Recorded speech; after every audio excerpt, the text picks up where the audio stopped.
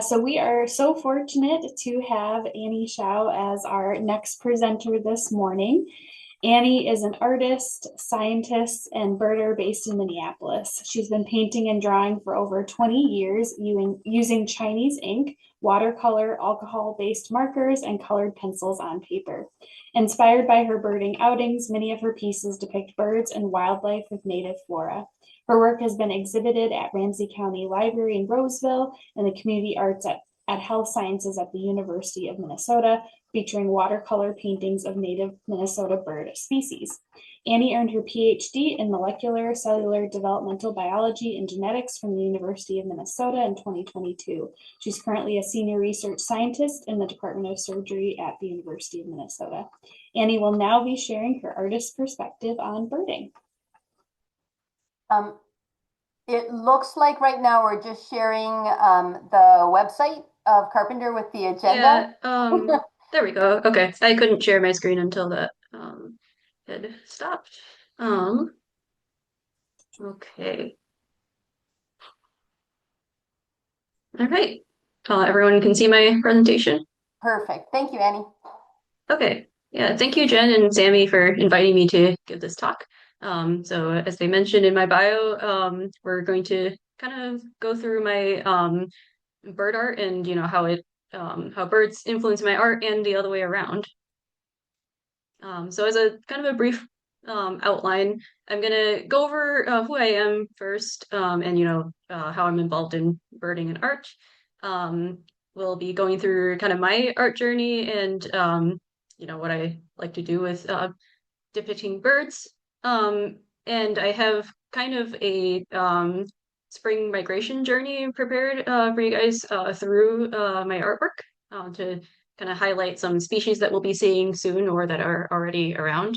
And then I have some brief information about where to see my art and future projects that I have. Okay, so since art is a reflection of who the artist is, I've kind of divided up who I am in three different categories. So I'm often at Birds and Beers in Minneapolis, and I've managed to accidentally convince people that I'm an artist for a living, or that I'm some kind of ecologist or ornithologist. I'm actually none of those things. I'm just a super big bird nerd. But I am a cell biologist at the University of Minnesota, as Sammy mentioned. I got my PhD here in Minnesota. That's actually how I ended up in Minnesota. And my current work is I work in a lab developing stem cell based therapies in order to improve the lives of those that undergo cardiac bypass grafting. So while I'm not professionally involved in ecology or that type of biology. I can't really turn off the scientist in me in the rest of my life. So I think it has a huge influence on my art and how I like to do birding. Um, as a birder, I've been a lifelong nature lover. I think I've always been looking at birds since I was little because my mom had bird feeders. But I always tell people that I started birding with binoculars in 2016.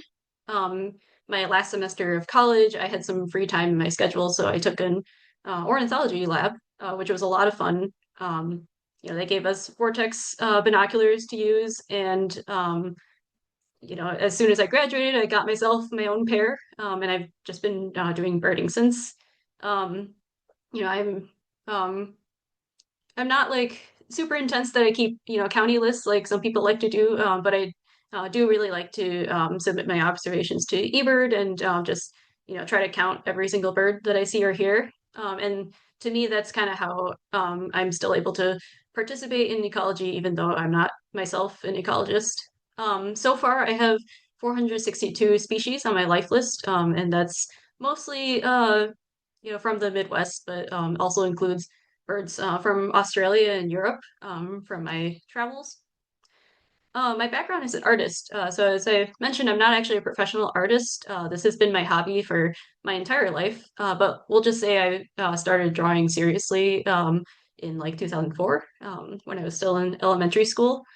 Um, so these days I mostly work in watercolor, but when I have time, I also like to play around with other media such as color pencil, alcohol ink markers, which most people might recognize as Copics. And I've recently also begun doing some acrylic painting. Okay, a little bit of background on the type of painting that I do. So I began painting about 20 years ago. I took a traditional Chinese watercolor class that was taught by a family friend. And so for Chinese watercolor, there's two main styles. And the one that influences my work the most is called gongbi. And that roughly translates into meticulous brush. Um, and I think you can kind of see, uh, where that name comes from. So Gombi is a very detailed style. The values and colors of these paintings are built up in layers. So how I do it, how I was taught is I usually start with the darkest colors. And so I have one brush with paint on it, and then another brush with water to blend out that color. So most Western watercolors, to my understanding, teach the opposite method where they start with lighter colors first and then add in the darker colors. Neither is right or wrong, it's just a different style of doing it. Um, but for me, for these building these layers, once the initial layer is dry, I layer on more and more thin layers of color, and then often do a light wash over the whole area as the last step to kind of bring everything together. This technique in English is known as glazing, and that can give you a lot of depth, and that's how I do my detailed wildlife art. So over the years, I've incorporated these types of techniques into my own unique style that's been influenced by a lot of things. It's been a while since I've done like a pure gongbi piece, as I would call it, but this is one that I did for practice not too long ago. Um, and it's a pink lady slipper, a orchid species that's native to Minnesota. And although I don't paint in the purely Chinese style anymore, I do feel it's important to kind of honor my cultural traditions. And so I actually use Chinese ink and brushes in almost all of my work. So I have those pictured here. Here are the brushes made with natural hair bristles. Um, and this is the inkwell that I use. I actually have it right next to me. Um, and so these are really unique tools and really unique media that I like to include in my work. So I have a few work in progress snapshots to show what I mean about layers and like, kind of how I um, do my work. So I start with a pencil drawing on the paper. I draw directly on paper. In this piece, I then started by painting in all the grayscale areas. It's actually not strictly necessary to do it this way, but I really like how an all Chinese ink piece looks. And then I start to build up the colors in a sort of similar way, going dark to light. And this is the final piece of these white wing crossbills. I normally paint in the background after the foreground, as I sometimes change things around with the birds or other things in the foreground, like these tamarack branches. So I know I just spent the last couple of slides convincing you that going dark to light was the way to go. But I do actually do the opposite sometimes. So I thought I'd show this example of a drake bufflehead. And to get that, to depict the dark iridescent rainbow head of these bubbleheads without losing the vibrance of those colors, I started with really vivid colors. I kind of laughed at how this looked when I first put down these colors. I called it the candy rainbow unicorn bird just because how ridiculously bright it was. So then this was a very much a trust the process sort of thing. I layered on Chinese ink to darken it and also to add in the feather texture. And then at this stage, the head, or at least this part of the head, was pretty much done. So here I got that effect that I was going for, where you can see, the full range of colors on their head, but it's, still, dark enough to be realistic. And then this is the finished painting of the buffalo head. I actually painted this from one of my own reference pictures that I took on Wood Lake Nature Center. The other main other kind of bird art I do is using markers. And so I've for the past 2 years, I've been participating in the Birdtober Challenge. This is a creation challenge that happens in every October, where an artist comes up with a list of birds for each day of October for artists to depict. And so most people do drawings or paintings, but you're encouraged to do any kind of artwork. So people have been like sculpting birds or like needle felting, all kinds of cool stuff like that. So these are alcohol markers. It looks a little bit different than my watercolor work, but these are just some of my favorite examples. So this is a pine grosbeak that I chose for the Artist Choice Day last year because they're one of my favorite Minnesota species. This is a gynandromorph cardinal that I did 2 years ago. So these are a really rare, anomaly where the bird is actually half male, half female on each side. And then with this project, I actually ended up learning about a lot of different birds, around the world. So this is a Kalige pheasant. I believe they live in Asia, although I don't remember exactly where. But I had a really great time drawing in all of these metallic looking feathers. And I actually do art of other subjects too, not just birds, although usually I stick to wildlife. So here are just some brief examples of that.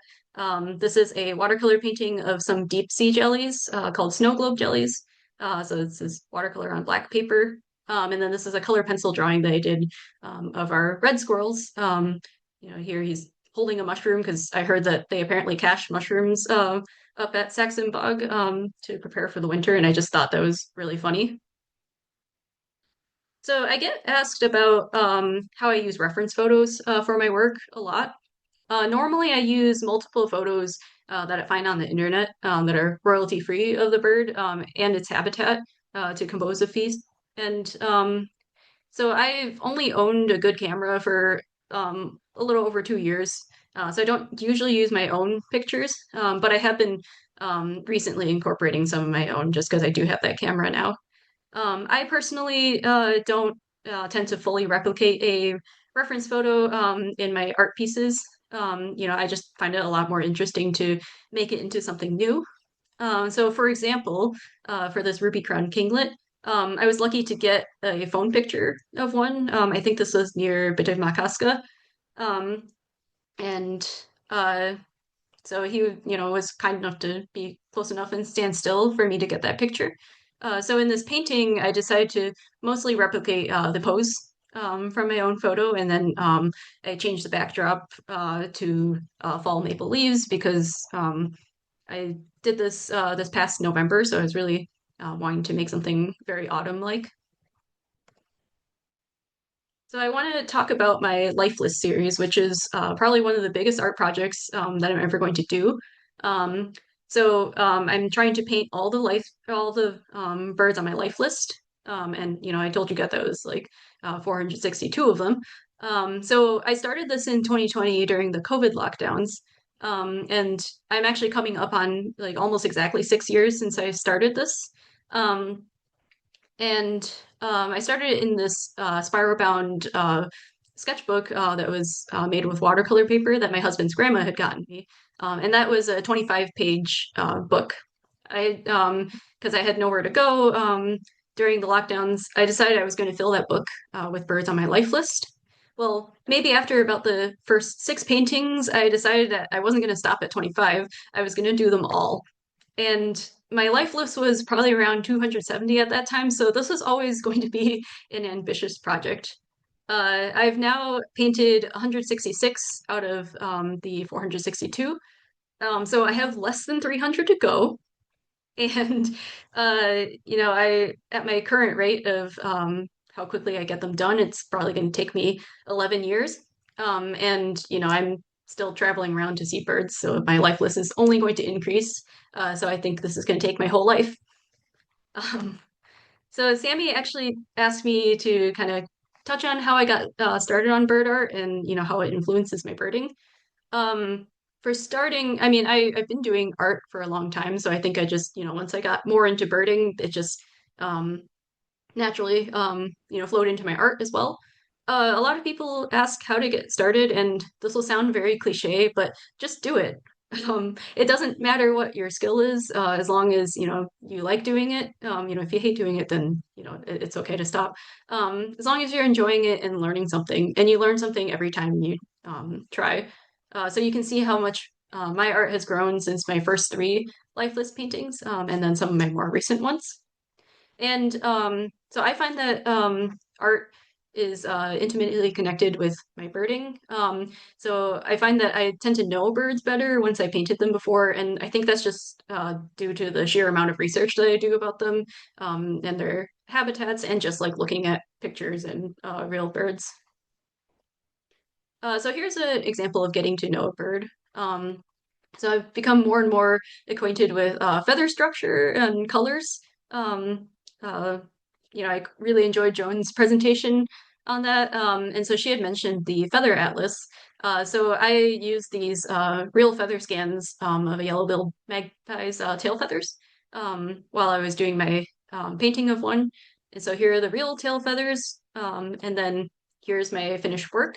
And here I did that technique that I showed with the bufflehead, where I painted in the bright colors and then layered the dark colors on top. I also like to memorialize my favorite moments out in the field. So this is one of my favorite species I saw in Australia, a southern emu wren. I actually only saw it for like half a second because they're very skulky. But since I wasn't able to get a picture, I decided to paint one. And I just think they look like a little cotton ball on a really flimsy stick. So I do like to, just paint in like, favorite memories from trips. That's one way that I use my art. So Armand had mentioned California condors. So this is a bird that I actually got to like, an individual that I feel like I got to know as much as you can for a wild bird. So condors are a critically endangered species, as Armand alluded to. Um, there was we only still have them due to enormous conservation efforts.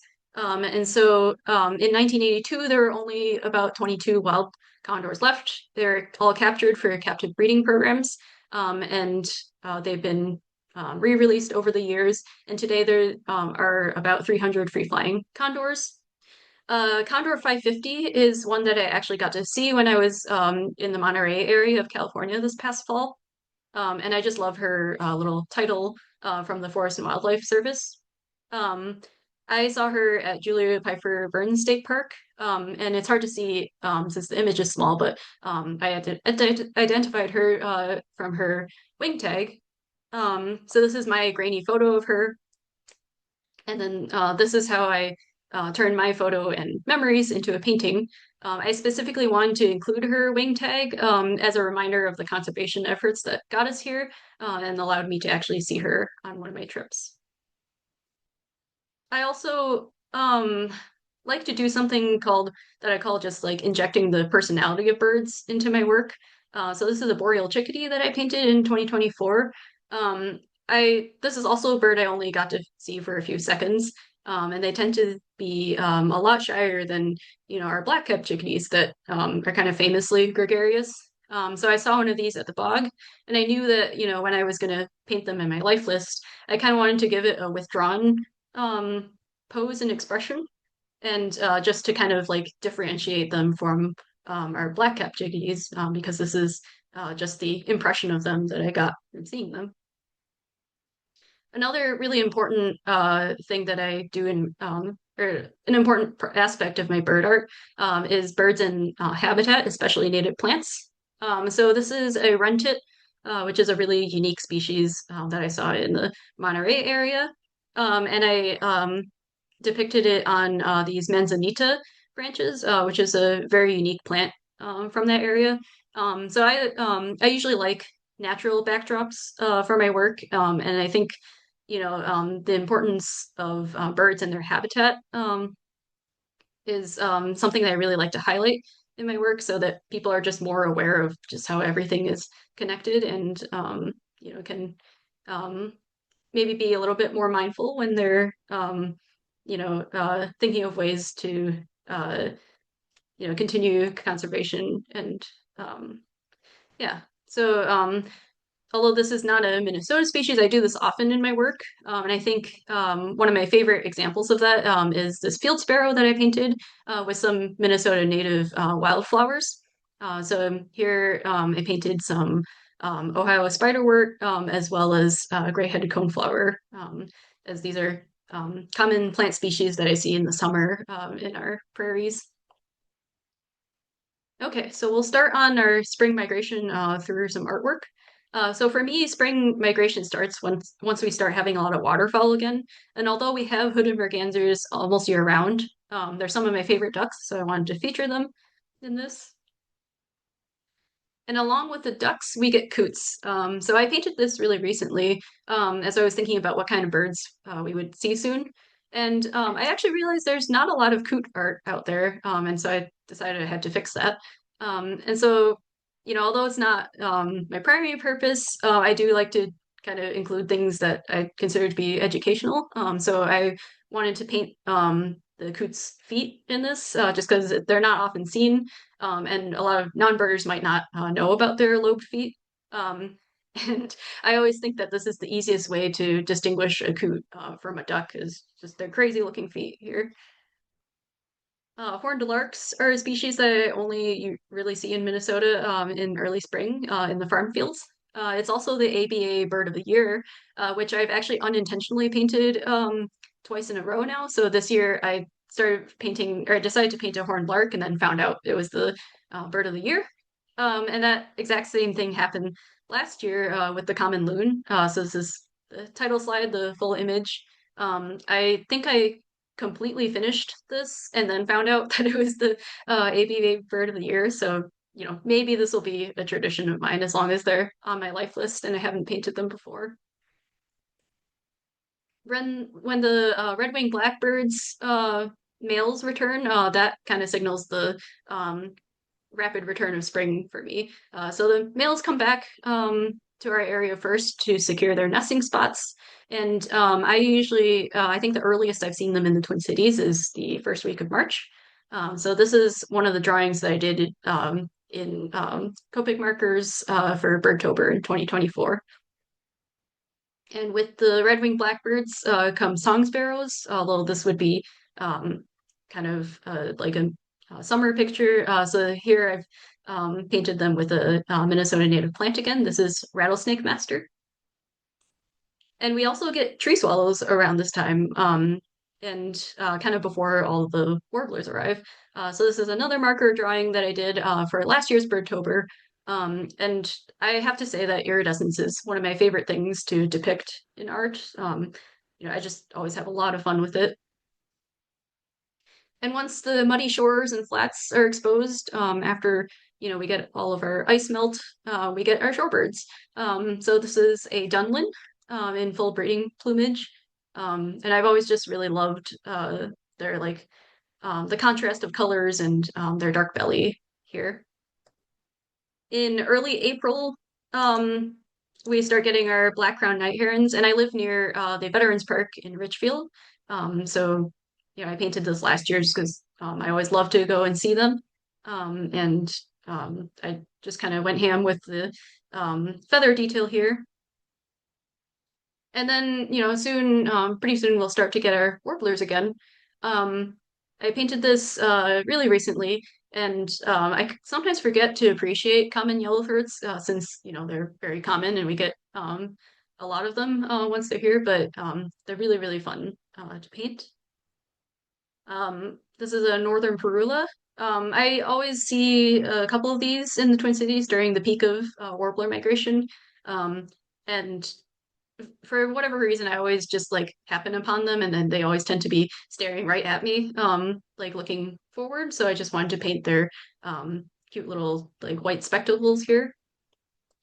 And then, like Anna, the Blackburnian warbler has to be my favorite warbler as well.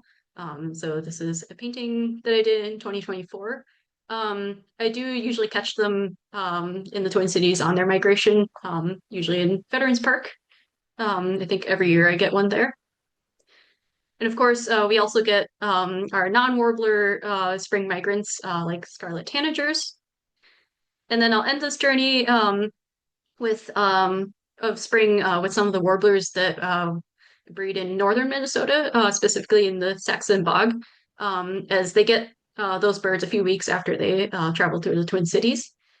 So this is a Connecticut warbler, and I used one of my pictures from the Saxon Bog for these branch details and the moss.